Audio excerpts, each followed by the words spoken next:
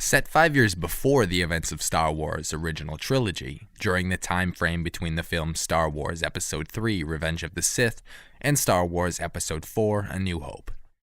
Star Wars Rebels follows a motley group of rebels who live aboard the starship Ghost as they fight against the evil Galactic Empire. The rebels include Ezra Bridger, a young orphan from Lothal who learns he can use the Force, Kanan Jarrus, a Jedi who survived Order 66, Hera Syndulla, a Twi'lek pilot and veteran resistance fighter, Sabine Wren, a Mandalorian explosives expert, Garazeb, or Zeb Oriolos, a Latsit warrior, and the cantankerous astromech droid C-1-10P, also known as Chopper. Here are 7 additional Star Wars characters that should make appearances in Star Wars Rebels. Mon Mothma.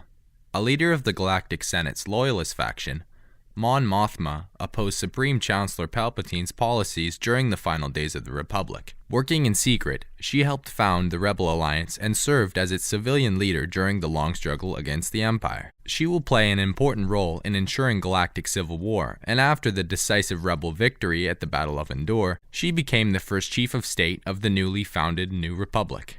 Mon Mothma's ties to the rebellion make her an excellent candidate to show up in Rebels, since she helped jumpstart the rebellion and defeat the Galactic Empire. Barriss Offee. The last we saw of Barriss Offee was in the Clone Wars, when she framed Ahsoka Tano for bombing the Jedi Temple on Coruscant, an act that would lead to her capture and imprisonment. Since then, there hasn't been any Star Wars novel or comic that expanded up on what happened after her imprisonment, which is why it would make sense for her to show up in Rebels. Cad Bane. Like Barriss, Cad Bane is another character from the Clone Wars series whose story was left unfinished. During the Clone Wars, Cad Bane was one of the best, if not the best, bounty hunter in the Star Wars universe. The 18th episode of Season 4, A Crisis on Naboo, was the last we saw of Cad Bane, but it was later revealed on a figure description that Cad Bane survived the Clone Wars and served the Empire afterwards. Filoni, who was supervising director of the Clone Wars, also confirmed that there is a 4-part story arc written from the Clone Wars left unfinished where he mentors Boba Fett. Boba Fett.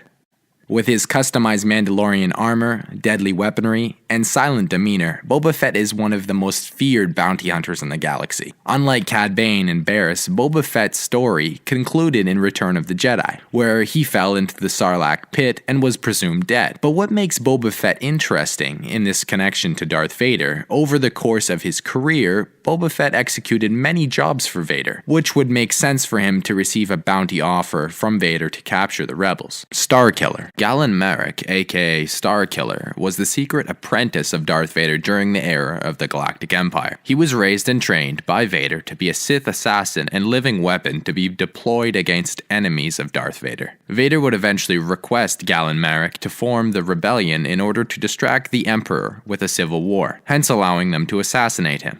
However, the mission would prove to be a deception by Vader, whose intentions were to round up the enemies of the Empire and destroy them once and for all. After discovering Vader's intentions, Galen Marek would go on to form the rebellion and help them in many instances. Han Solo. Han Solo is one of the most well-known characters in Star Wars, but there's a lot of history in Han Solo's past that is yet to be explored, and Star Wars Rebels would be a great platform for that. Some stories have been explored in various novels and comics, but most of these aren't canon anymore.